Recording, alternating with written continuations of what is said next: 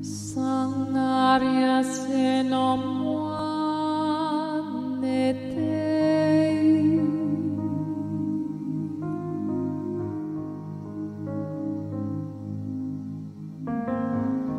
Sanaria se na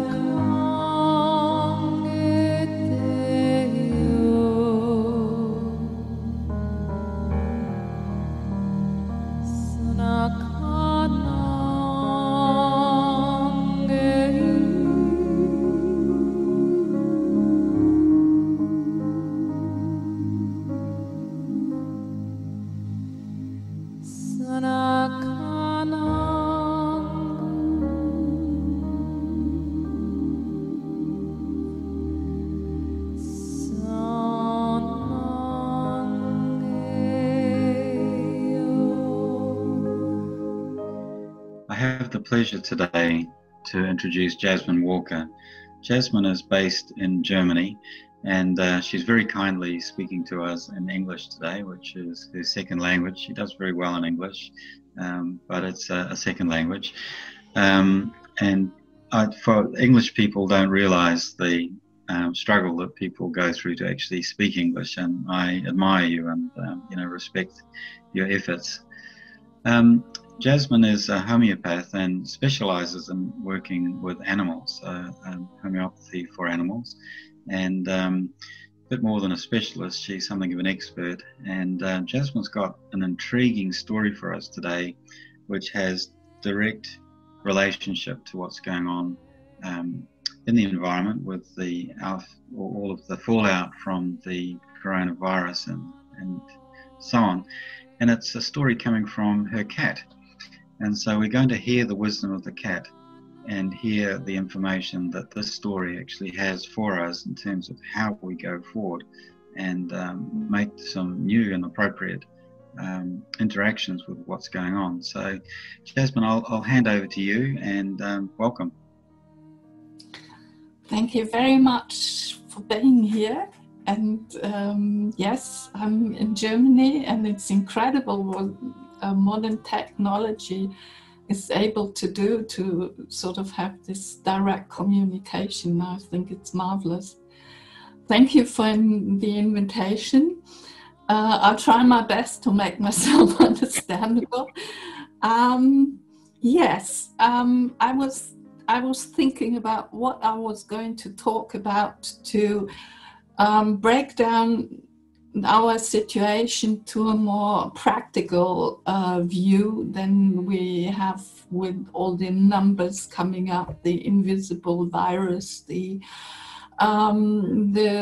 panics and whatever. And I thought, how can I break down this interview to a practical level which actually everyone can understand. So a week ago, my cat disappeared. He's a lovely European half-wild house cat. As cats come to my place since I started to study homeopathy.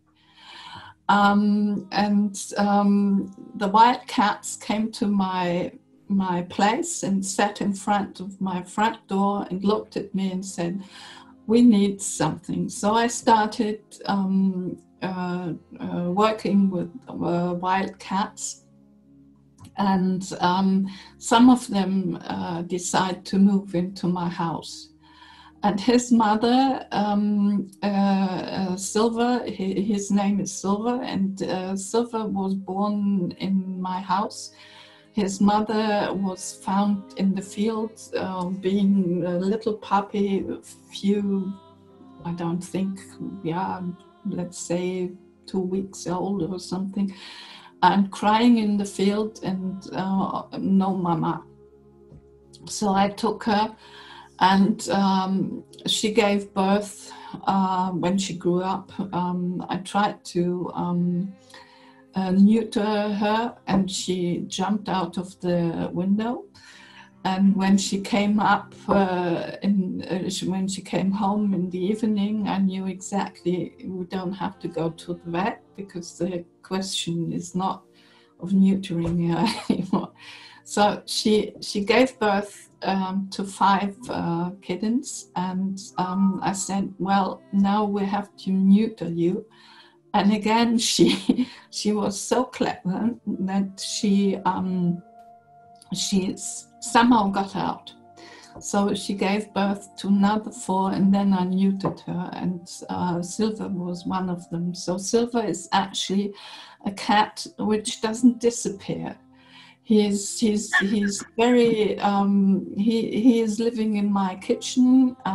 He's not going. So the last few weeks, of course, though I'm working with the situation very clear and but in my practice, of course, I was involved in all the stories and feelings and fears of my clients and my animal patients.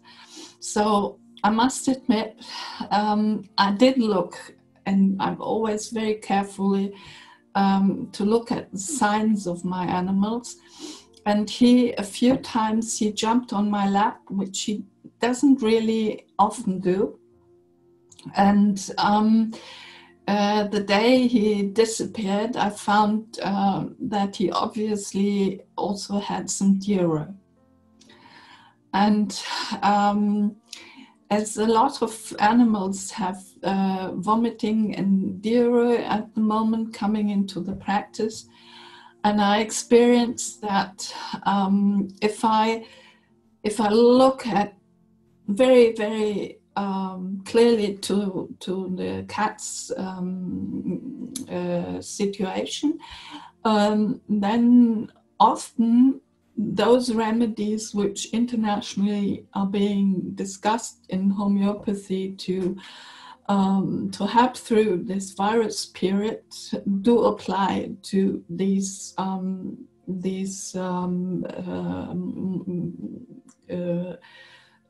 symptoms.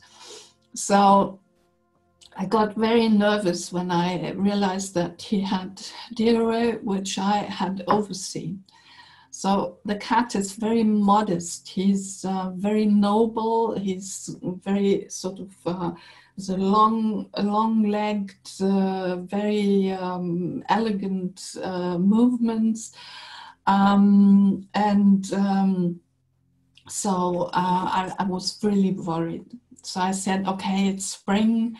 Maybe he's out for a little while, but he didn't come back the next 2 days. So I asked the animal communicator to get in touch with Silver, and she told, and Silver sent some pictures to her where I very clearly could locate where he is in the neighborhood. So I was looking in every single place, no sign, no meow, nothing. My cats usually come when I call them. So another night, and the animal communicator said, well, he's weak, he's feeling weak, he's not well. And he said, yes, he gave us some remarks about his status. And he said, yes, he is hiding because he didn't want to be a burden for me in addition to what is going on at the moment. That he sends lots of love, but he is not well, and he just wants to do that on his own. And he told us that he's in a state of not laughing but grinning, and and he doesn't need anything. So I was getting worried, you know, sort of sitting here and zero weakness, circulation, no initiative to do anything, and I couldn't find him. So in the evening, my pendulum told me he's dead. So I started crying and had a lot of feelings, and I said all the people and all the animals I love, they're leaving me, and all kinds of emotion came up, which I just couldn't organize for myself. I couldn't. Sometimes I felt things which didn't happen in my life yet, and so I let this all happen.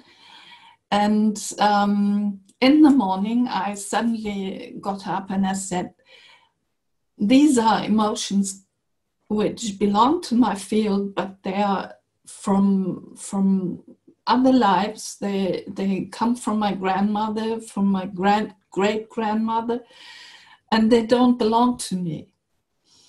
So I again got in touch with the animal communicator, and I said, look, could you just give me a chance to help Silver to come home? And she said, there's a sound of a homeopathic medicine, which is this and that. And I said, oh, that's interesting. I have to go into my materia medica and look up what it is. And it was botrops. And botrops is a snake.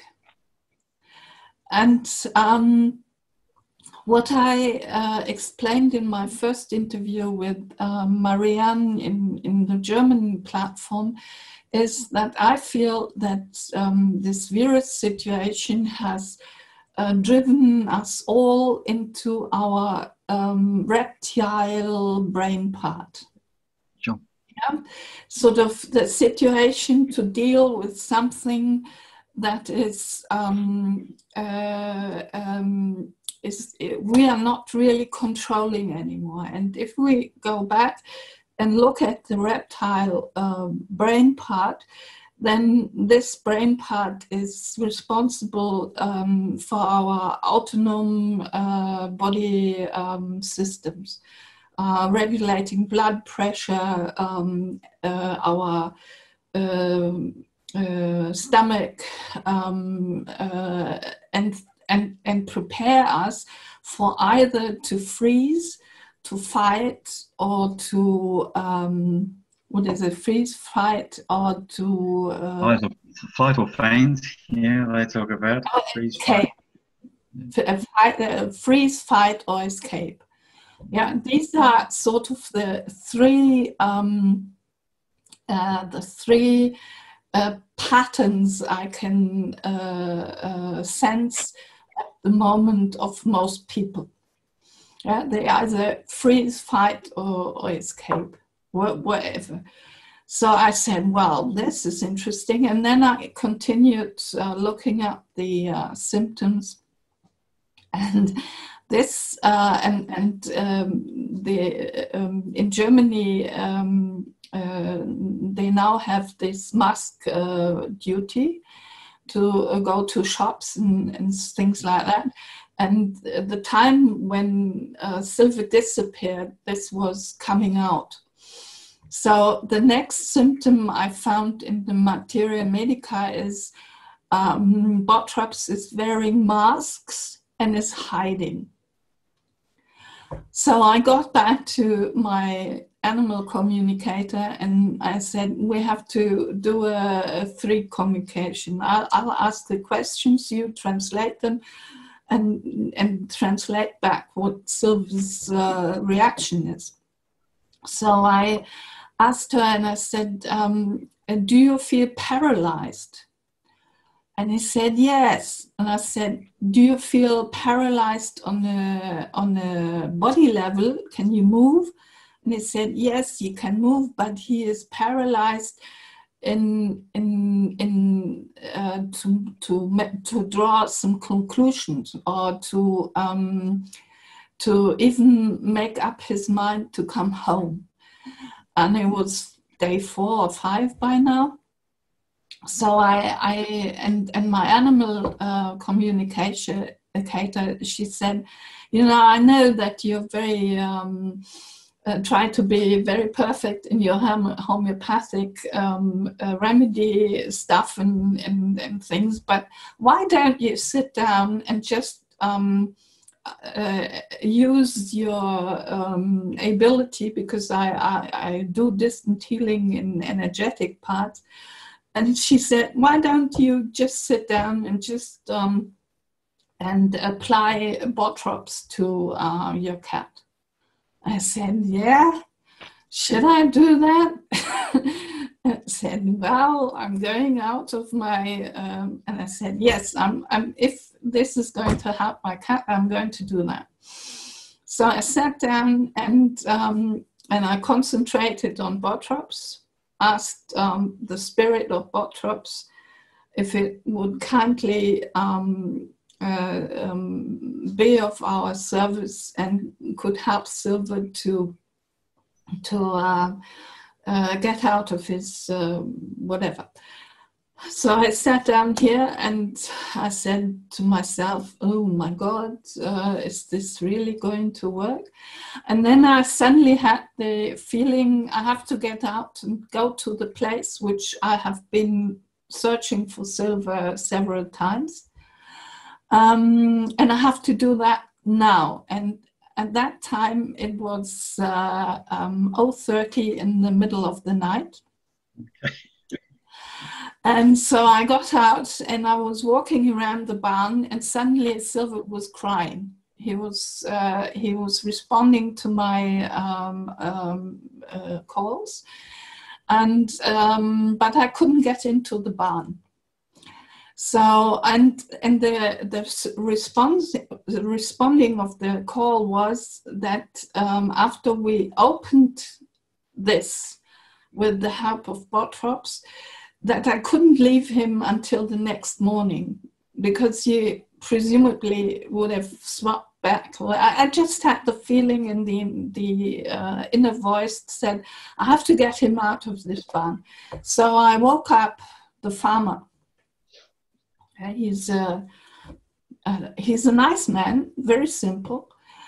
And he looked at me and he said, you know, I've just got to sleep, and I'm happy in this time of day, in this quality of time, that I was able to sleep, yeah?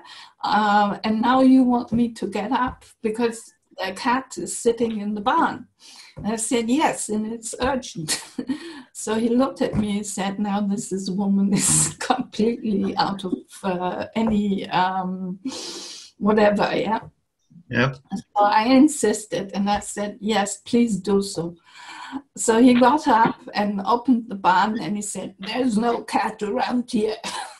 And I said, yes, there is the cat. And I called Silver, and Silver was walking by and was going on social distance to the farmer, yeah, but he said, I'm here. So the farmer opened the door towards my place, and the cat just ran out, waiting outside for me to follow, and he didn't leave me. He just kept on my side, and he was walking home, going into the kitchen, and he tried to eat, but he couldn't. So I knew that was the problem, that he needed another homeopathic medicine, and he needed it after what I applied energetically. So I gave that to him, and the next morning he was completely okay. He was playing with his brothers and sisters and his mum, and happily being back in the kitchen. So that is the story. And I think there are a lot of things in it we can sort of look at to look at what state we are actually in and what the animals are mirroring to us. I wonder if I could just catch you there before you go into that analysis, which I'm looking forward to hearing as well. But, you know, there seems to be a number of opportunities in parallel here.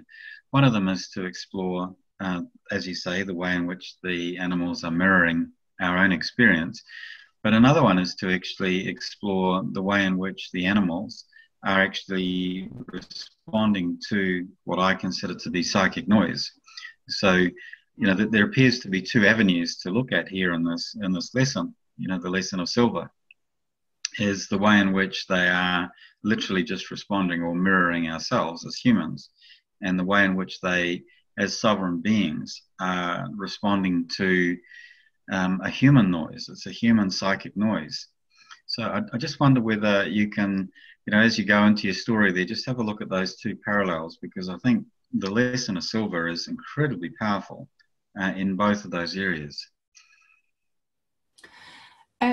Yes, I in my practice, I'm practicing since 2007. I actually came from journalism and studied homeopathy for 5 years, and then started practicing because I had bought a horse that has been born in Kiev at the time when Chernobyl exploded. And he was the first one of the he was one of the oldest races on Earth. That's Achaltekina. They're, I think, older than the Arab race. And they are bred in Iran, Iraq, in that area. And they are these long, beautiful, silvery, shining creatures. They don't look as if they are horses from this earth. And this animal taught me, and Focus, he was actually my teacher. I followed him, and what I experienced since then in my practice is that animals, when they come into our lives, they don't come in our lives because we are prior to them, and they are dependent on us. They come into our lives because for most animal caretakers, it is much easier to change for their animals and to look at the context of nature again than if they only have to deal with their own sickness. Yeah, most caretakers are also women.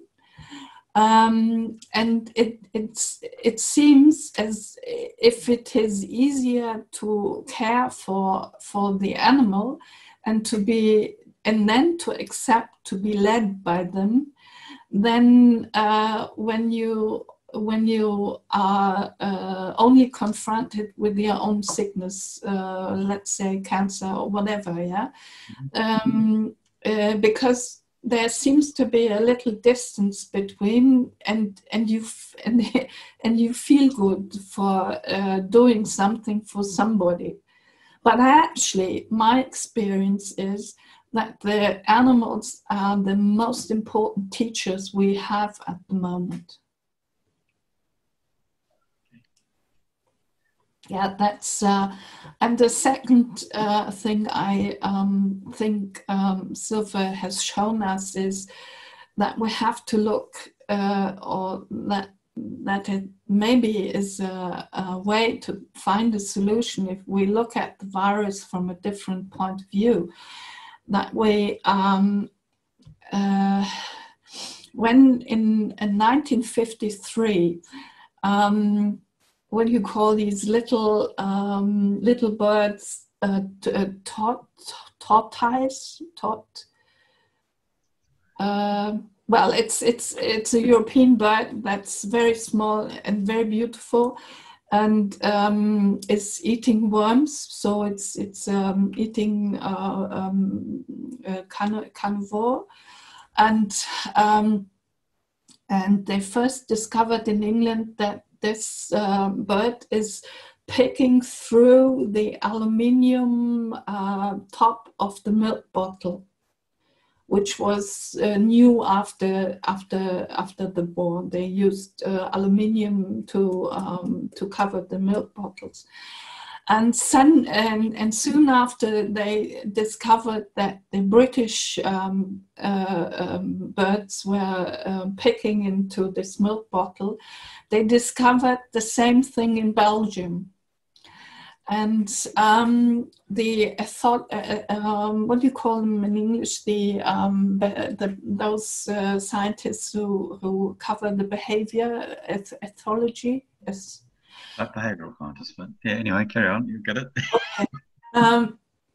They said, why is it that a bird in England starts picking on the milk bottle, and in a time.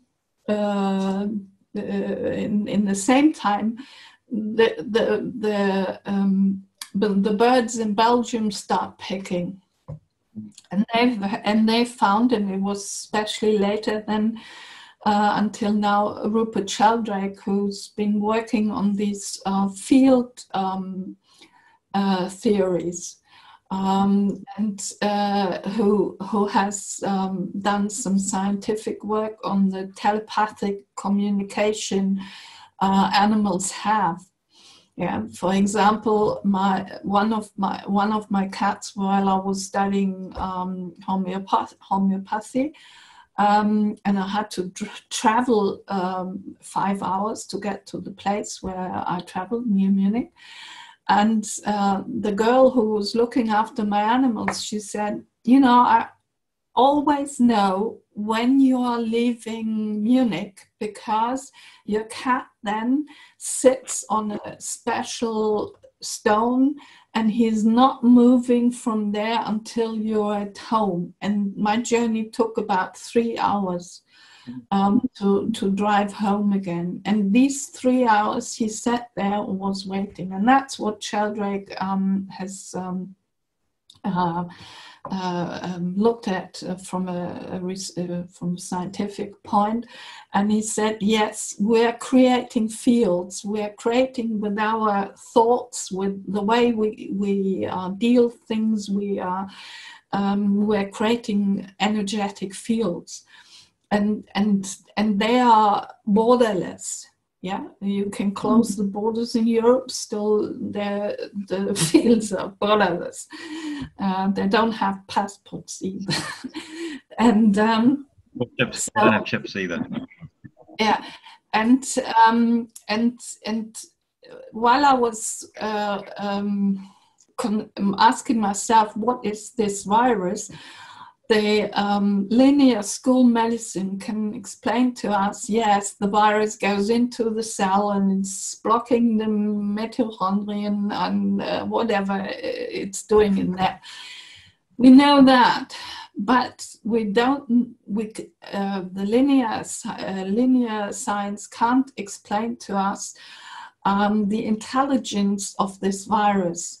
Yeah, the virus is this virus is a kind of creature which is intruding our systems and is exploiting its host and is exploiting his host in that way that the host in this case is dying. We don't know this pattern in nature.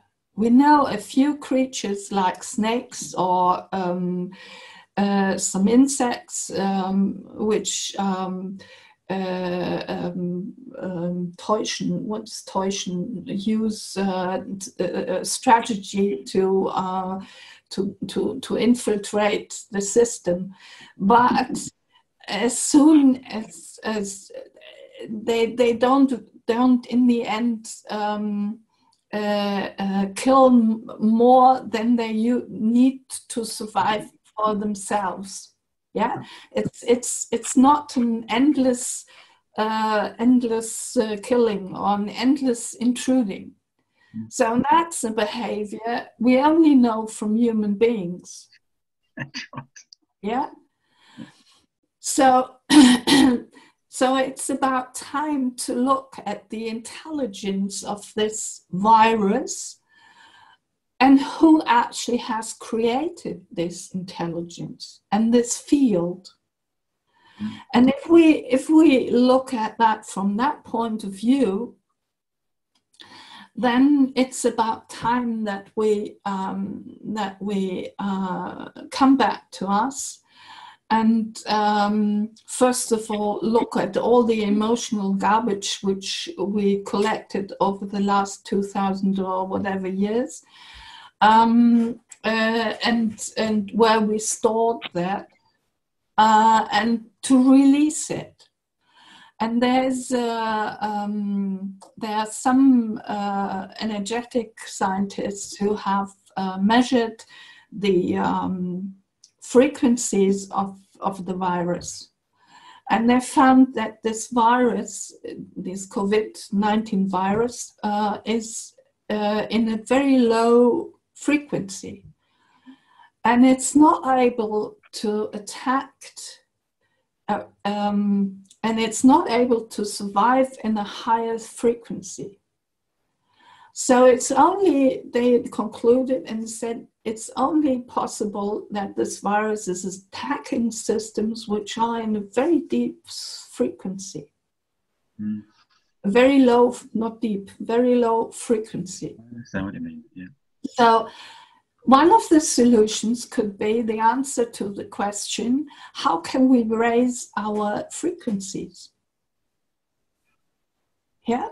How can we boost our immune systems and our frequencies, our mental fields, where we obviously communicate on these telepathic ways, in a way, as I experienced with silver, that even when you have a good relationship to the knowledge of materia medica and homeopathy, then you can connect with the essence of the creatures around us, with the creation, and I feel you can't misuse it.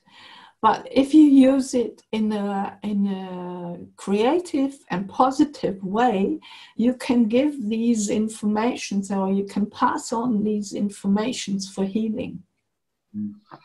Look, you raised an extremely interesting series of points. There's a whole lot of things in there I'd like to have a look at. And, one of them is this issue of the frequency of the medicines. So the homeopathic medicine being effectively a frequency. And the intention is for the frequency of silver in this case to actually rise to match the frequency of the medicine, and in so doing, he's able to physiologically switch, as we would call it, the from that sympathetic response into a parasympathetic response. So like that's a nervous system switching, and but it's utilizing this frequency. And what you're talking about there is that the frequency can be applied in the field, and there's an opportunity for the field to be manipulated. I guess you can use that word, but I don't mean that in a negative way of using the word manipulation, but we can adjust or adapt the field by applying a frequency approach, and indeed that's what silver was doing. I'm not sure you know, I've spoken to you about this before, Jasmine, but I do a lot of animal communication as well. And just like you're experiencing there, they can go missing. They can disappear off your radar completely. And it's when they choose not to actually have a frequency which interacts with the frequency of inquiry that I would be making. So I can be in complete communication with them for a long period of time, and then they'll just drop totally off my radar. Just, they're absolutely unobservable to me. And it's as though they're dead. And I know Mariana, when I talk to her, I work a lot with her cats with doing, you know, that type of communication. And, you know, she'll say to me, and I'll say, look, I can't find them. It's as though they're dead. And then all of a sudden they'll be back again. And it's exactly what you're talking about. And it's when this resonance, this frequency is shifting, when that resonance is shifting within them. So completely understand, you know, what you're talking about. The interesting thing when you're also talking there about the virus and the behavior of the virus. So, you know, that it would exploit a host to the point of death. It's not natural for any being to actually do that. It's natural to exploit the environment in such a way that it's healthy, that there are limits, and that the you know, the predated species actually maintains a population. This is classic science. You know, we understand the scientific process. And you're absolutely right. Humans, until now, have the habit of actually exploiting things to the point of extinction. This is our nature. And it's not natural. It's not, this isn't a way in which we're not natural. And I think what you're talking about is the opportunities to raise our frequency, to change the frequency so that we can become more in tune with our environment, so that we can recognize effectively when our environment is dropping out of frequency with us, you know, like that there's a mismatch going on. So, you know, those are the thoughts that I have. And, you know, I just wonder if any of that has, you know, particular resonance for you, or, you know, whether you wanted to, you know, correct any of those ideas that I'm suggesting there. I totally agree with you, and I think this is one of the opportunities of the present situation we have, that we open our minds for solutions, as Einstein said. Yeah, we've created, or the solution is not any longer on the level we created it. We have to sort of switch into different solution terms, and that's very, very difficult for people. Yeah, for example, let's go back to the farmer. Yeah, the farmer and his wife at the moment, they are I can't explain where they are, because for them it's a complete catastrophe that they can't meet their friends, that they can't do what they want to do, and what their plan is, and what they think what is right and wrong. And the fact that I woke him up at 0:30 in the night, telling him that there's a cat in his barn which needs help, he looked at me and he said, "Next time I will get up if you need some help, but I won't get up for the cat." And I said, "Yeah, but I don't care, because the cat and I'm the same." Yeah, it's a sort of, this situation is really proving our whole value system in a way, which we have to change if we intend to continue to live and to live in harmony with nature, and with the creation, and with the creation in us, and the creation out of us. So the farmer really showed me where thousands, millions of people at the moment are, being paralyzed in their minds because they're in their reptile mind. And in addition, the inability to change their patterns of thinking. And I think it's and we know that we know in homeopathy, we know we can apply medicine, but if the patient is not prepared to take on the information and transform his own situation, which is his active part of the healing journey, then we can apply whatever we want. It won't work. Yeah, we know we need the cooperation. We need a very profound knowledge of homeopathy and the medicines we are applying, and also the the laws of homeopathy, which are way from linear thinking. They are more based in a holistic system. And as soon as we use homeopathy in a linear way, it's useless. It won't work. But as soon as I have the resonance, as soon as I find the resonance of the medicine matching the resonance of the patient, and the patient is willing to shift, then incredible things are happening. Sure. Yeah, but we have to be prepared, and it's our decision. And I think that's one of the main problems of the situation as we have it at the moment, that politicians, for example, are in this routine, and they're just going round and round and round in this routine, getting crazier and crazier and crazier, but don't find the solution. And the question is, how do we find the entry again, that nature actually has all the solutions on the tablet for us? We only have to become aware of that again. So identify the resonant frequency that's needed. Yeah.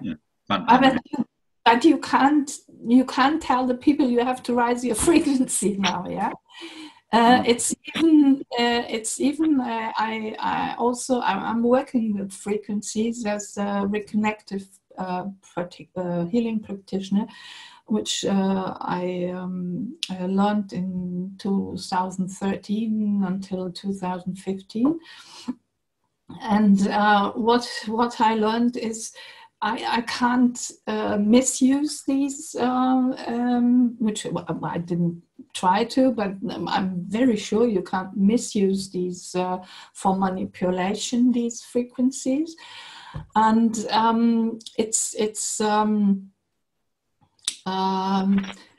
yeah, I have to be prepared. I have to be open. And how do I get to this openness?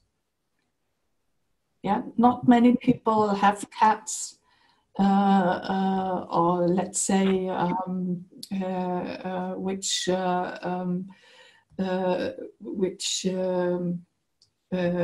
puts you in a situation like that, and involving even the farmer next door. Yeah. By the way, I told his wife was completely nuts, yeah, about the fact that I was ringing at the middle of the night because of a cat. And she said, "We're not going to open the door again."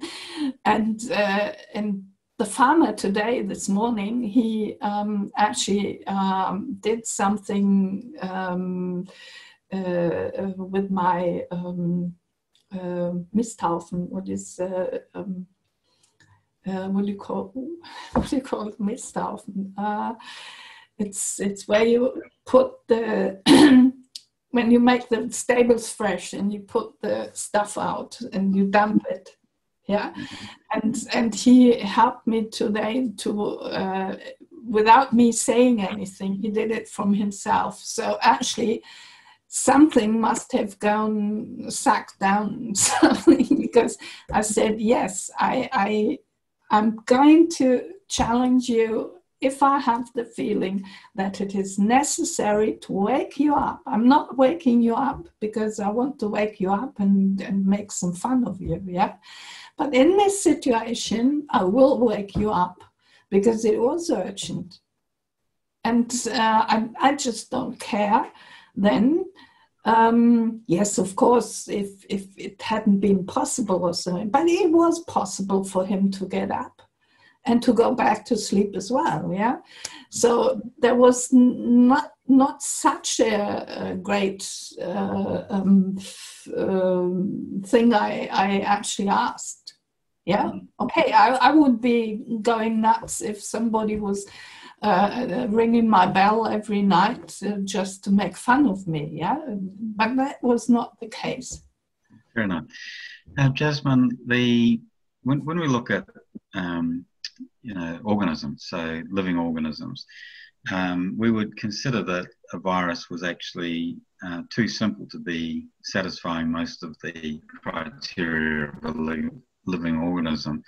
And yet my understanding and my observation is that a virus has a high level of consciousness, very, very conscious, but without living, so it doesn't have to live to be conscious.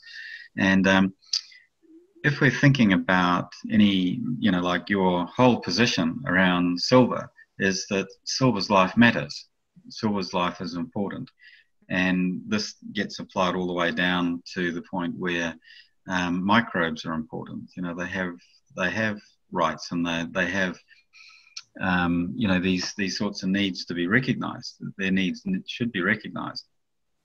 And we take it all the way down into a virus, and we're actually looking at the virus, and of course the whole world is actually viewing this virus as being the enemy and something that absolutely has to be killed outright. It has to be exterminated. It's got to be extinguished. And is it reasonable, in your opinion, to extend this principle of the right to life, if you wish, you could call it that, all the way down to a virus? So does the virus have a life, a right to exist? Yes, because we created it. And besides this, when I wrote my thesis, when I finished homeopathic studies, I was working on cat flu and bird flu at that time. And I found a little booklet from a Swiss Heilpraktiker. We have in Europe, we have the approved doctors. We have therapists in Germany and Switzerland, which have medical education, including homeopathy, but they are not taught linear medicine for the beginning. So we think a little different. As even those who apply homeopathy when they have been trained on a linear base, they work different than we do. So this Heilpraktiker has observed microbes for a long time, and he's written a book about how microbes behave when they're confronted with all these pesticides and whatever we do in agriculture and wherever. Yeah. And he found that, of course, they have a consciousness, and the consciousness wants to live. And when there is a threat, you can feel that at the moment. The virus is a threat. So how do we react? We want to live. And there are two possibilities. We either integrate the virus and look how we can give space all the consciousness of creation, or we can fight, and then the situation will be that nature is going to fight back, because we create the field of destruction and threat. And what are we confronted at the moment? We are confronted with a field of threat. Yeah. So we are actually confronted with what we have created. And besides this, we as human beings can't live without microbes. I don't know, I haven't got the number in my head at the moment because I'm concentrated on something else, but there are millions of microbes in our body. So what I often do in my practice when animals come and I see that that they have some liver problems or whatever, then I start to work with microbes. Yeah, I give them these effective microbes into their food, so that their microbe balance is improving again. Yeah, or for example, horses. Yeah, we dump into them literally every 4 weeks a worm cure. Yeah, that's phosphor, pure phosphor, yeah, which we just put in their system, which is destroying the complete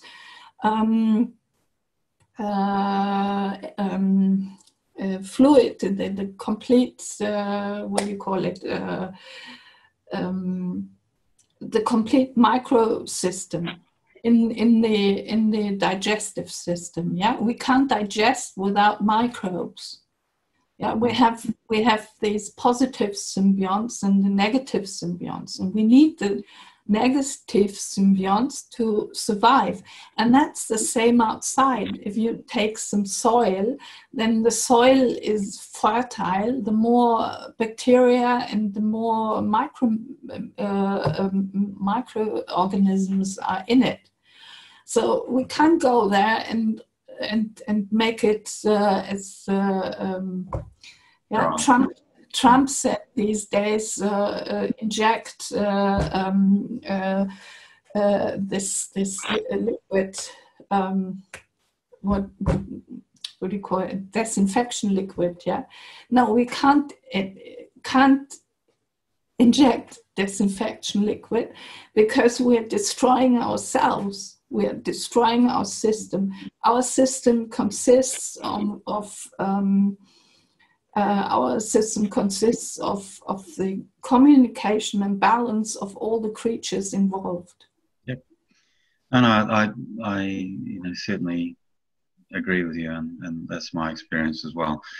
So, what other, is there a last lesson from Silva for us? Yes, definitely. Yeah, it definitely is. It's especially, it was also a lesson for me when I started crying and feeling all these sorrow and pain and loneliness of being left alone and whatever. To really look, to take this time to an opportunity that when these feelings, especially the feelings, when these feelings are rising, when these situations, these new situations come up and you feel insecure or don't know what to do, try to look at them, and if you haven't got the techniques to do so, please get in touch with people who can help you. Yeah, for example, I work with my caretakers on that level, because I realized that most animals are mirroring the problems of the field where they live, and it is There's no messiahs coming this time. Yeah, we can rely on. There's no politician is coming up to reorganize the world new or something. It's up to us this time to really feel our potential of being a part of this creative process, and being able to rise, learn, and develop ourselves on whatever you call it, frequencies or whatever it is. But we are able to rise, and we've got this capability, and we should use this capability in this situation. In my German interview, I gave 7 points to look at the moment, and that's to realize, to become aware of the truth. And the truth is not the truth. You've got a different truth than I have. The microbe has a different truth than Mr. Trump has. The whatever, yeah. Just look at the truth, or find out what truth the other creature has, and then think about where is your truth based on what worldview, and look at how you react in responding to this worldview. Is it still the worldview which will help us to find new solutions? Do we have to change something there? And then look at the current situation in you and in the world, and look if what you can change, what you can do to change, and if you feel overwhelmed, then it's necessary to ask yourself, what is lacking in me? What do I need to cope the situation at the moment? And what is it lacking in the outside? And what can I give the outside to improve, to solve the current situation? So it's important also to look at our values, yeah? The farmer said, I'm not getting up for a cat. Yeah, but what is the difference between me and the cat? Yeah, just prove these values. And then the question is, our souls have decided to come to this earth at this time quality. So you have every single soul running around this planet has a specific task at the moment. And the creation has given us all the talents and all the things we need to solve our task, to live our life task. And then it's very, very important to dust. Not only what I have to do here as well, to dust my place, my room, but to dust your mind, to dust the emotions. So that there's some, we need to do that because we need to to create space so that we can have some new ideas. And then it is important, for me at least, to network with people where you find resonance. Mm-hmm. Yeah, it's incredible what this project within the last 4 weeks has. This project we're in here, and I'm very honored that I'm part of it at the moment. So thank you, because it's so necessary that we have to have to connect with people who think in a similar or feel or are aware in a similar way. What's interesting to me, Jasmine, like I love what you're saying there, your advice and guidance, and we'll work out a way of getting it into English so that we can put it up on the website. But one of the really interesting things that comes out of this is that everybody's got a right to a voice, and every voice is equal.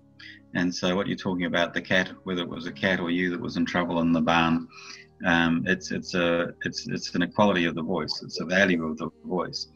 But the moment that you actually do that, you're setting up the opportunity for there being very different voices and with very different opinions. And the task at the moment is for us to actually recognize and accept that these different voices are all valuable. We have to value all of these voices, and we have to find resonance within all of that dissonance. So like we've got dissonance occurring, but our task and the task of this, the summit, is to actually find resonance inside the dissonance. Very interesting. And I feel if everybody would do what their talents are and what their ability is, which is God-given or nature-given or universe-given or whatever you call this level, then we can find resonances and get out of these competition stuff and things like that, because I stick with what my task is. And I feel that creation is not doing so many mistakes. So if I have the talents I'm bringing in at the moment, you have the talents you're bringing in, or Marianne is having the talents, or Sandra is having the talents of technique, dealing the technique or whatever, then the things are coming together, and each person is at its place and hasn't got to fight for its right to exist. True. Yeah, so that's an important thing as well. It's like we are looking at the virus. It's the idea that we're pushing the virus so far into a corner that it has to fight with us. What would be the alternative? The alternative is to listen to it, hear what it's got to say, give it a seat at the table, respect it, allow it its function, which is information. That's all a virus is. It's just information. Yes. Yeah. Well, look, Jasmine, I am so grateful for you and telling us the story of silver, which I've enjoyed immensely, and the way in which we can actually, draw some tremendous lessons from silver is just wonderful. So, and I love the story about the farmer. I had the perfect mental picture of the story and the farmer and the farmer's wife. I can see it. So thank you for sharing that with us, and that's it certainly cheered me up, and I'm sure it's cheered plenty of other people up as well. So Jasmine Walker, thank you for joining us here today, and I look forward to hearing more stories about silver and what he gets up to. Right. Thank you very much for having been here, and thank you. And I will tell Silver that I've been talking about. Well, he knows anyway. I don't have to tell him. Okay, thank you very much. Lovely. Thank you again. Bye-bye.